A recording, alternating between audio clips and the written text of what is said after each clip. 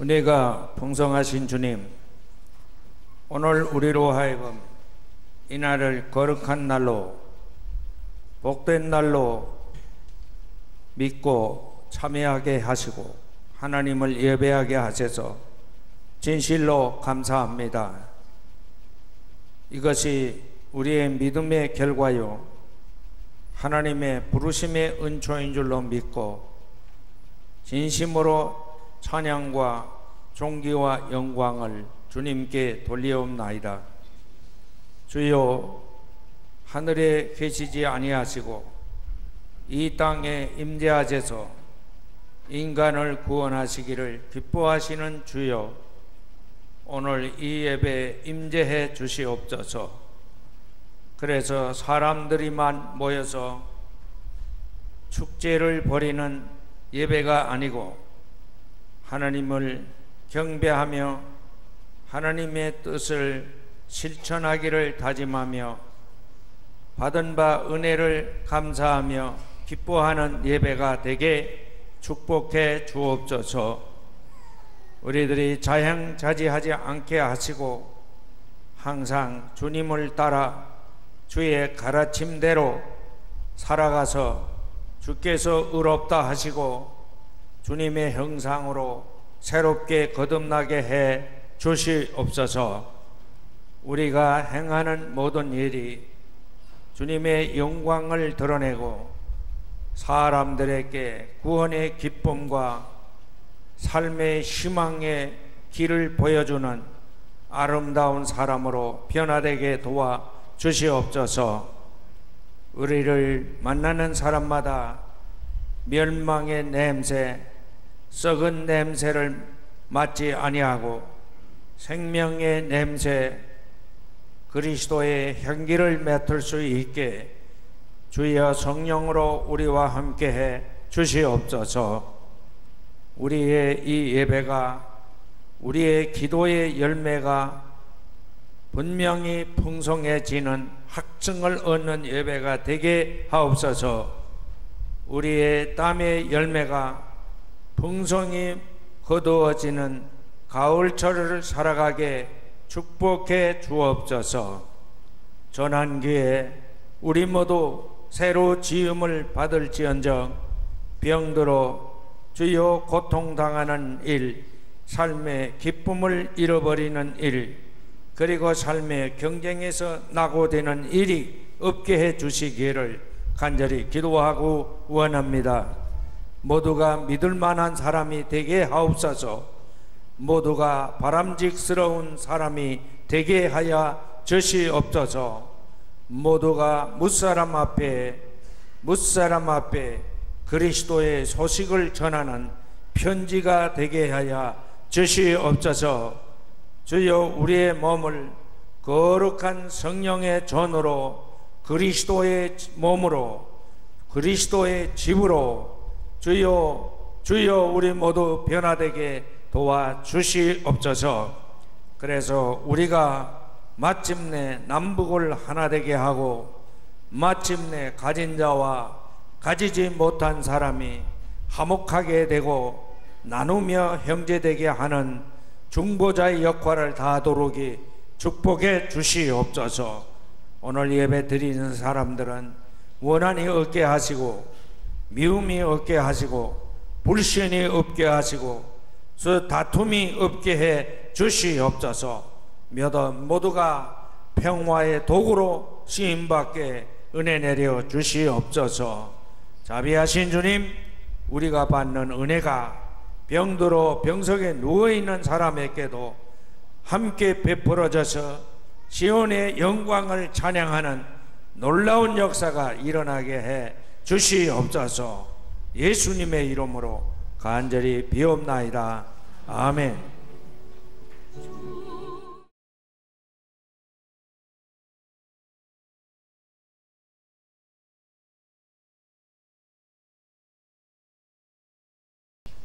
지금은 가을철에 접어들었습니다. 전환기에는 삶의 리듬이 약간씩 혼란해지기 쉬운 것입니다. 더욱이 감기가 많이 유행하는 계절입니다. 저희 집에도 지난 한 주간 온 가족들이 차례로 감기를 앓기 시작하더니 정중기 권사님을 포함해서 오늘 어제 저녁경부터 제가 마지막으로 감기 걸렸습니다. 여러분, 감기 걸려서 이 풍성한 가을철을 고통스럽게 그리고 흔들거리며 사는 불행을 겪지 않게 되기를 바랍니다. 오늘은 예수님과 그의 반대자들이 벌인 논쟁에 관해서 설교하려고 합니다. 예수님의 반대자들은 유대인의 정통 분자들인 율법학자들과 바리새인들이었습니다. 그들은 이 예수란 사람, 이가 누구인가 무척 거기에 관심을 갖고 또 마땅히 하나님의 사역을 하는 존재라면 유대인 출신이어야 하는데 나사렛에서 성장한 사람이 그 일을 한다는 데서 엄청난 거부감을 느끼며 예수를 괴롭혔던 것입니다. 또 이 유대인 대부분은 자신들은 아브라함의 자손이다. 우리는 아브라함의 적자다. 그런데 나사렛에서 태어난 사람이 어찌 아브라함의 적자인 우리에게 가르치고 하늘나라의 비밀을 말한다는 것인가? 이건 매우 마땅치 않게 생각하고 어쨌든지 이 사람을 제거하려고 했던 것입니다. 그리고 또 유대인들은 항상 어떤 특권의식을 가지고 계시느냐? 하나님은 우리의 유일한 하나님 아버지시다. 나사렛 따위가 어떻게 하나님을 아버지라고 부르고 나는 아버지의 아들이라고 말한단 말인가? 이것은 분명히 신성모독이다. 그래서 예수 제거 작업을 벌였던 것입니다. 이런 풍토 속에 살아가는 유대인들을 향해서 예수님이 이렇게 말씀했습니다. 요한복음 8장 39절 40절에 있는 말씀입니다. 너희가 아브라함의 자손이라면 아브라함이 한 것처럼 하여라.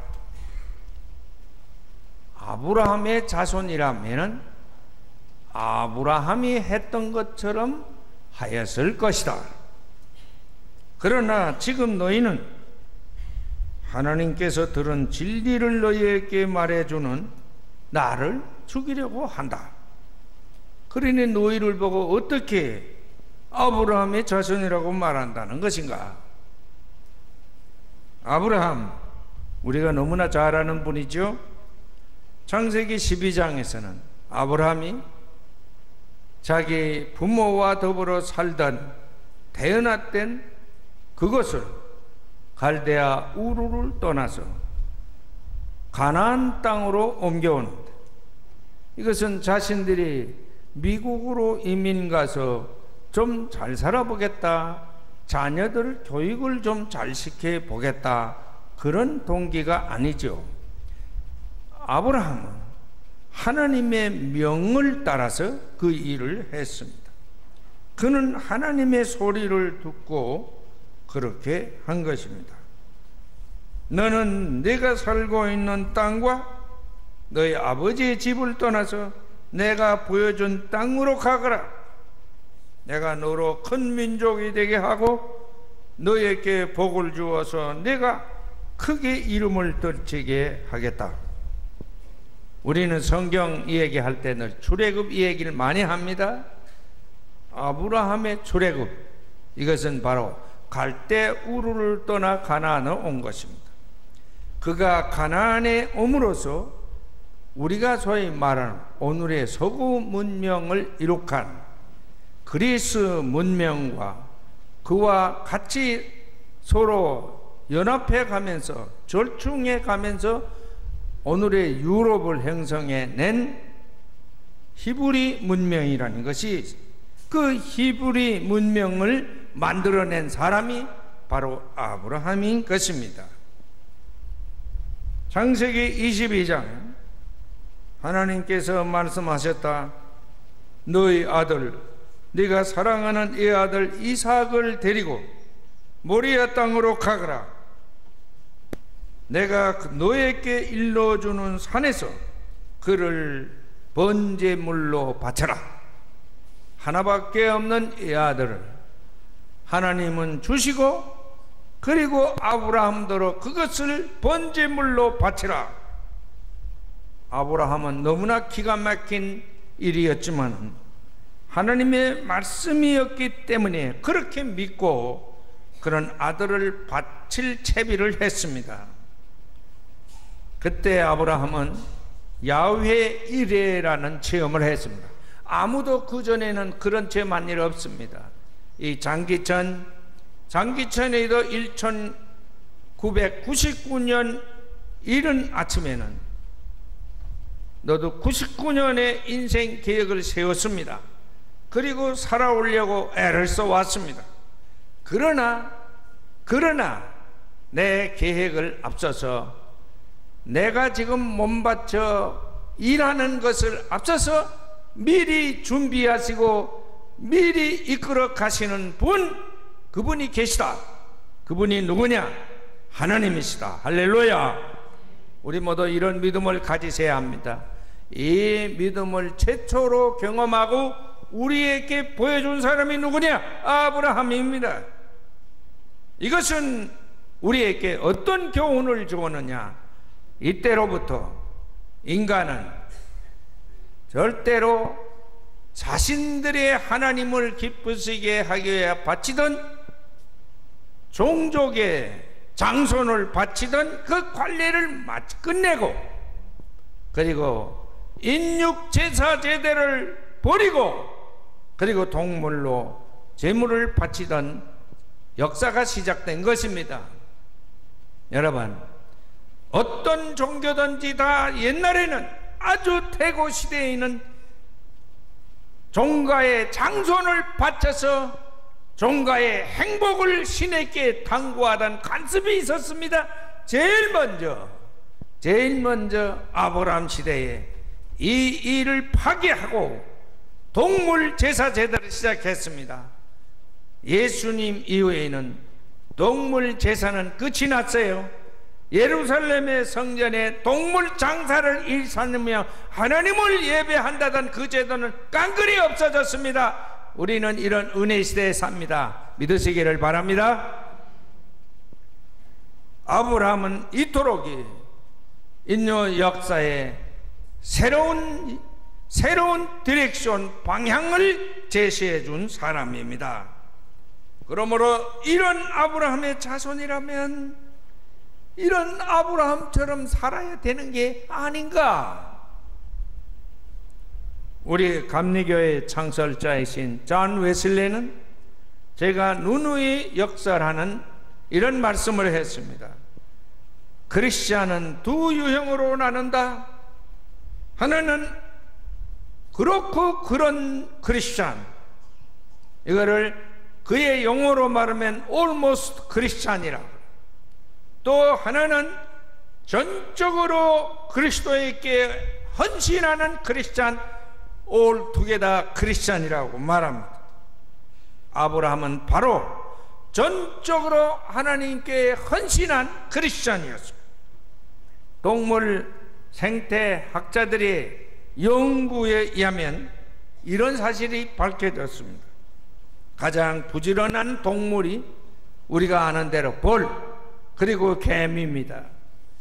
동물학자들이 이 벌과 개미를 많이 수집해 가지고 조사를 해 보니까 그 많은 벌들이 부지런히 날아다니며 그렇게 꽃을 찾아다니며 꿀을 얻어서 꿀을 저장하고, 개미들도 겨울을 날려고 양식을 예비하고 그러는데, 실제 조사를 해보니까 20%의 벌들과 개미들만 꿀을 저장하고 겨울을 날 양식을, 자신들의 양식을 준비하더라는 거예요. 나머지 80%의 이 개미들과 벌들은 덩달아서 같이 날고 왔다 갔다 하는 벌들이요 개미들이랍니다. 그래서 학자들이 그 부지런히 일하는 그 벌들과 개미들을 20%의 개미들만 따로 모아놓고 어떻게 사나 하고 실험해 보았어요. 이상하게도 그렇게 부지런히 일하며 꿀을 따오고 먹을거리를 준비하던 그 개미들과 벌들이 20%를 따로 떼니까 또 그들 중에도 20%만 열심히 일하고 다른 것들은 덩달아 윙윙 날아다니고 기어다니더라 하는 것입니다. 여러분, 오늘의 교회의 크리스찬들도 20% 정도는 불철주야 기도하며 주님의 교회를 섬기지만 복음의 사역에 힘쓰지만은 나머지 80%는 그런 따라다니거나 필요하면 오고 또 다른 일이 생기면 안 오고 그런다 이 말이에요. 아브라함의 자손이면 아브라함이 한 대로 하여라. 그렇지 않으면 너희는 나를 죽이려고 하는 것이다. 이름만의 크리스찬 노. 여러분, 이름만의 크리스찬 노. 그런 노 거부당하는 사람 되지 마시기를 바랍니다. 아브라함의 자손처럼 사는 동대문의 가족도 되기를 주님의 이름으로 축원합니다. 두 번째 말씀, 요한복음 8장 42절에 이런 말씀이 있습니다. 하나님이 너희 아버지라면 너희는 나를 사랑할 것이다.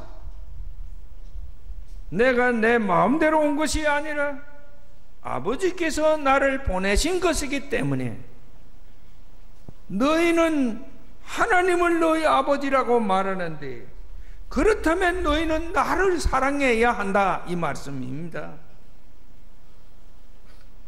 예수를 거부하고 예수를 의심하고 예수를 미워하는 사람, 예수의 말씀을 따르지 않는 사람, 그 사람은 예수를 믿어도 하나님의 자녀는 아니라는 뜻입니다.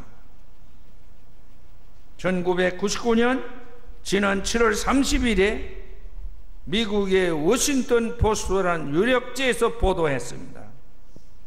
지구에서 가장 경이로운 22세 청년이라는 그런 헤드라인을, 그런 머리 글자로 소개한 사람 있었어요. 근데 그 사람이 누구냐? 재미 교포인 22살짜리 데니 서라 하는 청년이었습니다.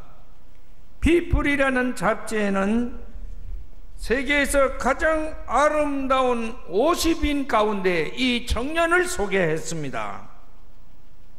마침내 미국에 있는 엘바이트 슈바이처 인간 존엄상 수여 기관에서 이 청년에게, 22살짜리 이 청년에게 인간 존엄상을 수여했습니다. 99년도 수상자로 추천을 하고 수여를 했습니다.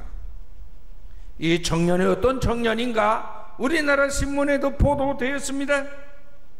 12살 때에 한 닭장을 찾아갔습니다.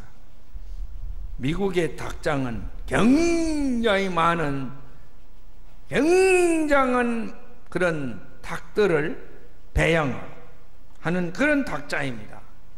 우리나라 사람들도 저 미국 워싱턴 근처에 있는 버지니아, 그 버지니아에는 거기엔 엄청난 규모의 닭장이 있는데, 거기 노동자로 취업해서 가면 누구든지 다 영주권을 얻을 수가 있습니다. 1년만 일하면 영주권 받습니다. 그래서 멀쩡한 사람들의 이 다 두드려 붙이고 거기 가는 사람 많이 있어요. 이 어린 학생, 12살밖에 안 되는 어린 학생이 그 닭장을 가서 보고 난 뒤에 그는 거기에서 너무나 어린 마음이지만 충격을 받고 환경운동 단체를 조직하기 시작했어요. 12살짜리가.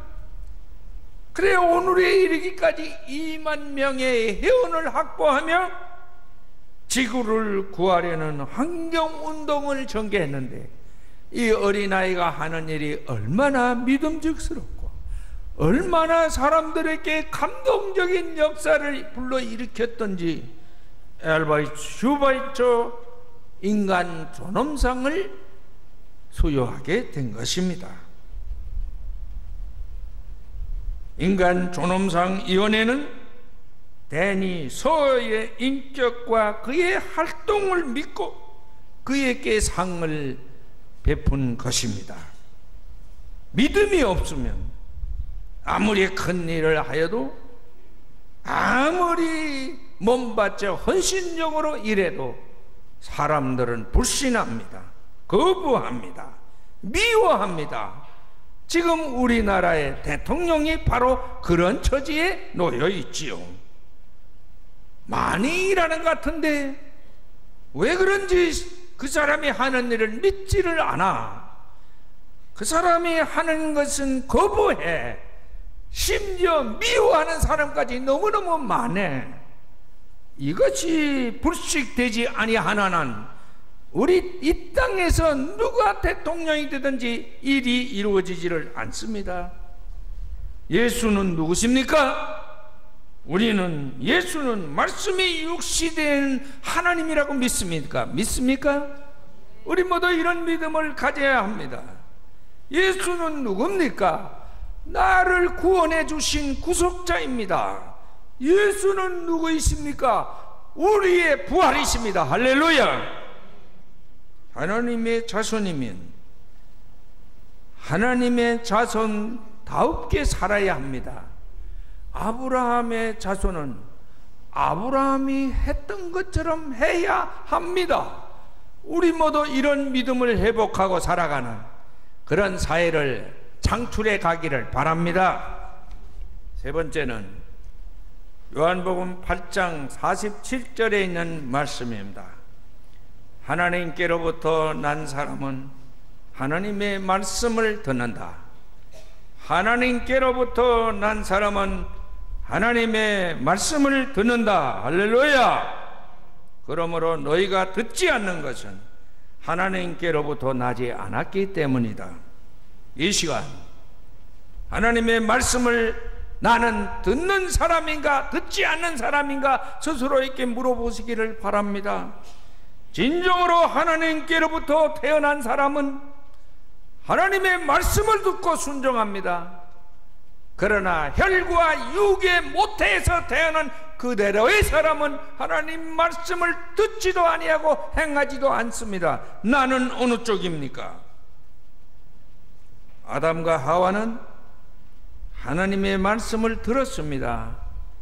이 나무 열매를 건드리지 말라. 그러나 그는 그 말씀에 복종하지 않았습니다. 그들은 에덴을 빼앗겼습니다. 가룟 유다는 예수님의 12 사도 가운데 한 사람이었지요. 그는 하나님의 말씀을 수없이 들었습니다.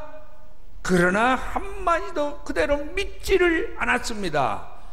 그는 스스로 인생을 포기하는 배신자요 타락자가 되었습니다. 그러나 여러분, 우리가 성경에서 아는 대로 요셉과 마리아는 정혼한 젊은이였으나 어느 날 갑자기 여인이 아기를 잉태해서 자연히 그들은 파혼할 수밖에 없었습니다. 그러나 하나님의 말씀을 들은 요셉은 파혼하지 않았습니다. 마침내 인류의 구세주 육신이 되어 오신 하나님을 잉태하는 하나님을 이 세상에 태어나게 한 부모가 된 것입니다. 다메섹 도상의 사울, 예수 믿는 사람이라면 이를 갈며 박해하던 이 바울, 그 일을 위하여 몸바쳐 다메섹을 향해 달려가던 이 바울, 그는 그 도상에서 하나님의 말씀을 들었습니다. 그렇기 때문에 그는 자신의 과거를 청산하고 자기 목숨을 주님을 위하여 희생의 제물로 바쳤습니다. 나는 누구입니까? 지금 여러분 자신에게 물어보세요. 나는 누구인가? 하나님께로부터 난 자인가? 그래서 예수를 사랑하고 있는가? 하나님의 말씀을 듣고 있는가? 물어보시기를 바랍니다. 나는 여러분의 목사입니다. 여러분이 여러분의 부모님께서 혈과 육의 모태에서 태어난 여러분을 하나님께서 태어난 사람으로 양육하는 책임을 맡은 사람입니다. 내가 여러분에게 권면합니다. 나는 주님의 이름으로 여러분에게 권면합니다. 하나님의 말씀을 듣고 행하는 사람 되시기를 주의 이름으로 축원합니다.